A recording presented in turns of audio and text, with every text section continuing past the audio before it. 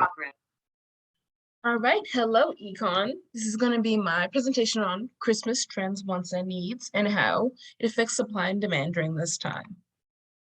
Supply and demand. Christmas time is prime for both buyers and suppliers. Multiple units are bought and sold. Suppliers have multiple opportunities to get our money and make some profit, and buyers are desperate to show love through gift giving, which means they buy a lot more. And with so many options comes so many more problems. Christmas might not all be, happy and jolly times. Supply. There are many factors that can affect supply during any time of year, but even more so during the Christmas time. Labor is one of the hugest factors that can, affect our supply. During this time, businesses need more help than ever. To make more product, you need more people helping you. And sometimes these people are hard to find locally, which is why suppliers look, to international manufacturers. Outsourcing to overseas companies allows for more productivity and a reduction in labor costs. The amount of people willing to do a job can change the output of a company. The more people you have, the more you can get done, but obviously the less people you can have doing the job means the less output.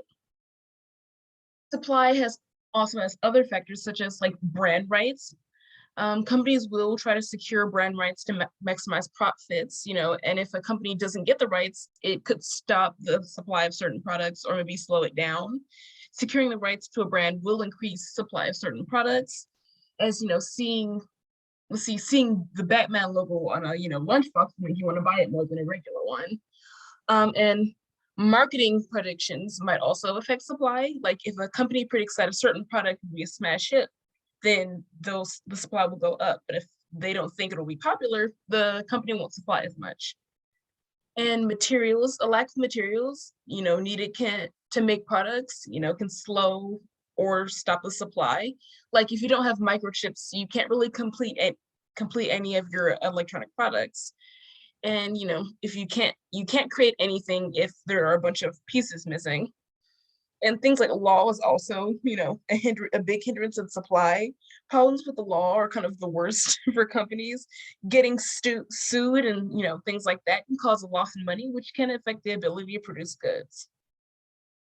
And I have a little timeline of, supply just general, they go through marketing research from the beginning to, what end of summer, and they start creating demos and prototypes, for July, maybe September trials, September, October, and then October to December is more about the sale of products. You see, this supply goes a lot. It takes a lot more time than we think it does, and it goes throughout most of the year. These people are researching. And demand. Fear, hysteria is a huge thing. Fear can push us consumers to do crazy things. Like Black Friday is the perfect example of hysteria. We get so worried about missing out on sales and products that we rush into stores and sometimes trample other people to get to these products. Hysteria increases demand. When you're afraid to lose something, you work harder to get it. And substitutes and complements. If consumers start to choose your competitor, your sales drop and vice versa. Demand for one substitute goes up, then the other goes down. It's the opposite for complements, like gaming consoles and their games. If the consoles aren't being bought, then the games that go with them aren't being bought also. Both of the sales or demands tank if one goes down. And other things like tradition, taste, and environment.